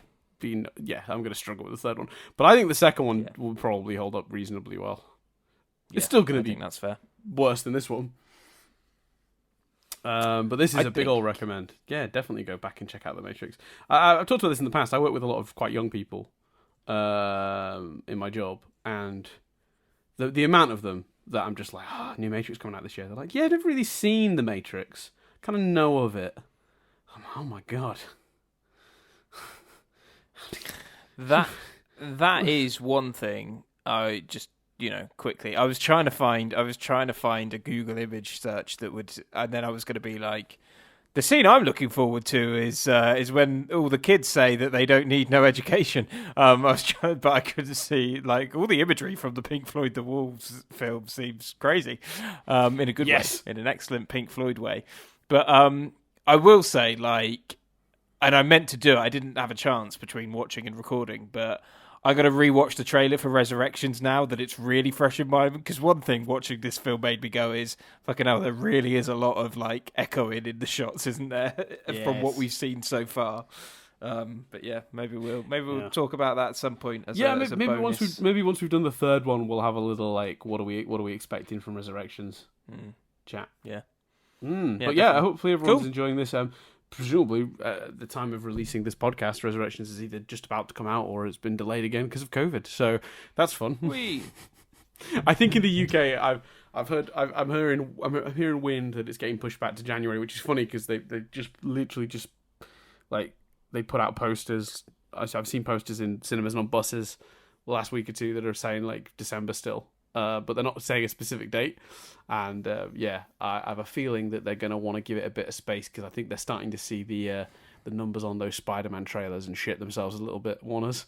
Right. So it's more of a Spider-Man thing than a COVID thing, right? I think right now that's what it is. But I do also think, obviously, as winter gets in, I think there's a few countries that are going to go into sort of, small circuit breaker lockdowns over Christmas or around winter, as December approaches. We're recording this in it's just because it's November 2nd. Like we're not quite in full on winter yet, but there's already talk of there being small lockdowns in the UK over winter as well. So I think that will play a factor in it also. And yet, Dan, not to get too political, not talk of, I don't know, making masks mandatory in public places. Fucking ridiculous. Don't you know, Chris? Matt, don't I mean you do know? You told me this, Chris. I'm going to expose you here, Chris. We've had a conversation before this podcast, and you told me directly you don't believe masks work. You said it to me right before we started recording. That's what you believe. Stop trying to pretend. Stop trying to white knight it and get the credit and be like, oh, everyone should be wearing masks. Before we started, he told me he thought Trump genuinely won the election. I couldn't believe it. Thank you for adding a second one to make it very clear that you're being sarcastic. Yeah. That joke only works if you take it too far on purpose. Now that he's managed to get married, he don't give a fuck about masks. Yeah, he only cared about masks when it was he only believed in COVID when it meant he couldn't get married. Now he's married. He doesn't give a shit. He thinks COVID's a conspiracy. I think it's fucking madness, and I think as much as they're like, you can just imagine the conversations, can't you? But people won't like it. Tell you what, they won't like more, a Christmas lockdown. So why don't you introduce that as a preventative measure? Anyway. Agreed. Anyway. So I think what we've all learned today, everyone, if we just take a moment for a final thought, is that Sandra Bullock is a racist. Again, Dad, you've got to stop saying things that could get us in trouble. She's not. Obviously a joke. What obviously we've learned is that for context, we're recording the next one Thursday. As Dan said, it's Tuesday. What we've learned is that tomorrow I'm going to text Dan and go, just to clarify, Reloaded, not Pink Floyd The Wall, yeah? That's definitely Matrix Reloaded. Cool. We will see you then. It's quite far down. Although now I feel like we're going to have to do it reasonably soon because I feel like we've created a situation where it's got to come up. But not any time immediately soon. No, certainly not this series because it's Matrix, and then we're doing some Christmas specials, so that'll be fun. Oh, yes, I should mention actually. Sorry, little extra bonus thing. The Matrix movies we're doing a little exciting thing. We're releasing them across a single week. So I think you're hearing this on a Tuesday. I think the next one's out Wednesday, and then Monday, Wednesday, and Friday maybe. I can't remember. I've planned it all out, but yeah, they're going to go up across a week. So that's exciting. Yep. So if you're enjoying this, you want to hear us talk about the next one, you only got to wait a day or two. And if you're a patron, the same thing will be true, but a week ahead. So that's another thing. If you want to check it out even sooner, head over to the Patreon, patreon.com/nothingbutstatic. Episodes are released 1 week earlier than they go out publicly. So if you're listening to this one on YouTube, the other two are already on our Patreon for as little as $1 a month. Check it out. So go check that out. You can support us that way. If you'd like to support us in ways that aren't financial, you can go leave us a review. Tell us what movies are nostalgic for you and why, and what your memories of watching them are. We'd love to hear it. I don't want a boring review of our stupid podcast. Tell me about your rewind reviews. Tell us what Christmas movie you'd like us to review. It'll be too late. We've already recorded them, but maybe for next year. Or tweet us. No, I think I've already picked my Christmas movie for this year. I think, Chris. Have you? You want to give a little hint? No. Fair. What I've learned is I'm bad at hints. If I give a hint, you'll know what it is. Fair enough. I nearly gave away that we were doing the Matrix movies in the first podcast of this year, and if it wasn't for the fact Spider-Man existed and fit the same description, it would have been very clear. Too clear. Yeah, fair enough. I'm bad at hints. Fair enough. No hints. Mine is between the two. You know what I am? I'm the two extremes. I'm either too obvious or I go so obscure it's just basically impenetrable. Mine is that I've always got that awkward thing where I'm tempted to pick one of the two movies we watch every year, but it is November, so we'd be watching it too early. So I don't know what to do. But we will. We have to record them ahead, don't we? Although for me, it's how people always say, "Oh, it's Christmas because the Coke advert comes on." Yeah. For me, I know it's Christmas when Costa start doing the Terry's chocolate orange hot chocolate. It's not my favourite thing. Quick sidebar on. If I ever get type 2 diabetes, I'm coming for Costa because it's their fault. Oh, mate, you drink away, mate. You'll be fine. You drink away. Well, I can't guarantee you'll be fine, but you enjoy it. Enjoy it while I can, because my life will be, shortened by about 15 years, statistically. You can't drink that many. How many Terry's Chocolate Orange Costa drinks do you drink in December? Couple a week. That's not too bad. No. Yeah, that's not That's too one or bad. two a week. I love them. And you can only get them through... Well, okay, so you only can officially get them through December, but they always order way too much of the syrup. So you can usually, even if there's no POS up in January, what I've worked out is if you go in and say, you got any of the syrup that makes the Terry's Chocolate Orange? They can't wait to get rid of it. They want to use it before it goes out of date, so they'll still do it you in January if you ask nice enough. Have you asked if they'll sell you the syrup? Like the bottle of the syrup? Oh my god, no, but dude, if I did that, I would that would be dangerous. Can I just say, quick, because I was about to say, I said that really arrogantly. I was about to say, you can, we're in the golden time now where the Christmas stuff is about to come out because Halloween is done. But can I just say, quick sidebar, who the fuck in the UK decided to make Halloween a 2-week, fucking holiday this year? There were fucking decorations up 2 weeks ago. It was all Halloween, and I kind of understand that. I think it was half term when it was actual Halloween, so the schools kind of got in early, and maybe that inspired it. But I was walking down the street Since when has Halloween been a fucking holiday that we need to, like, put up decorations for and put them up with 2 weeks' notice? It annoyed me, Dan. Anyway. Well, it annoys me too, and it's going to annoy me here's the thing, I'm a hypocrite, because every year I complain about both how long they take celebrating Halloween, although this year's been particularly bad. I think that's been contributed to by the fact that no one got a Halloween in the UK last year because of COVID. Different story. But I always feel the same way about Christmas. I'm always like, I'm sorry, it's November, Christmas is 2 months away, fuck off. Except I'm a complete hypocrite, because this morning I sent Nadia a screenshot of the tweet, the promotional tweet Costa put out saying they were doing the Terry's chocolate orange hot chocolate with "It's the most wonderful time of the year." I fucking love winter and Christmas. Yeah. I'm a grumpy old man. I'm like, get off my lawn, kids. I don't want it, but I do want the Terry's chocolate. They should make that all year. I'd have it. Oh God, no, I'd die. That's a bad idea. Well, you will next year when you've bought 2 bottles of the syrup. Well, let's see if in January, when it's no longer on the menu, if they'll be willing to sell it me for a couple. Because they honestly they must have to bin so much of it. It's so sad. It's so delicious, but they do go on a date. Those syrups are. They are made they're mostly made of sugar, but they do have an expiry date on them, so they have to get rid of them eventually. So the Costa I've moved now, so my local Costa is now a different one. But last year in January, I was their favourite customer, because every time I went in, they lit up like, I think we're gonna get rid of some of that. I think we're gonna get rid of some of that orange syrup. Offer to buy it. Let's see what happens. I'm curious. I'll update on a podcast at some point if how that plays out. But anyway, thank you everyone for listening. If you're still listening to this, God bless you, because this is just nothing to do with anything now, is it? Really? No, not really. So we've got the Matrix, huh?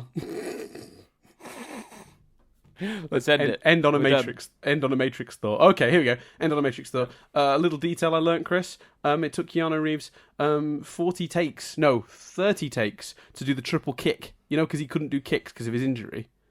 When he leaps up and he's on the ropes and he triple kicks Morpheus. He did something like 20 odd takes and was getting really frustrated with himself and was really hard on himself. He was so annoyed he couldn't get it. And then the production crew said, "You know what? It's fine. Let's shut it down. Let's come back and try again in another couple of days." They came back on Monday. 3rd take. Nice. Go, and Keanu. I can't help but think, did Keanu Reeves spend the entire weekend practicing triple kicks? He definitely did. He absolutely did. Gotta love that man. Yeah. Anyway, thanks everyone for listening so much. We'll see you guys in a couple of days' time when we sit down to review The Matrix Reloaded. My name's Chris Billingham. Oh, yeah, I've been Dan Doolan. And this review has been rewound. Chris, you ever completely forget the entire format of our podcast? I have. Are you still recording? Yeah. Yeah, no, I am technically. I will say, and now we're going to have to fucking do it. I was about to say to you, we did that the wrong way. I said, I'm, and you said, I've been, and usually I'd make us re-record it, but I've run out of energy. But we're here now, so I'm Chris Billingham. I'm Dan Doolan. And this review has been rewound.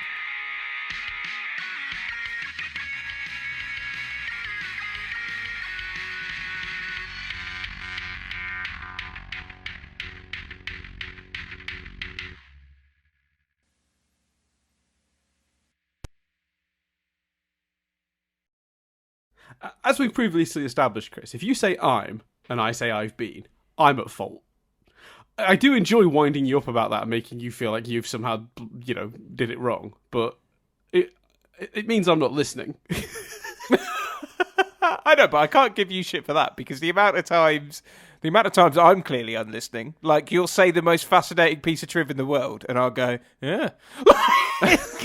Clearly. I knew you. What do you do? You just watch old episodes of Seinfeld while I do the triv? Like, it just...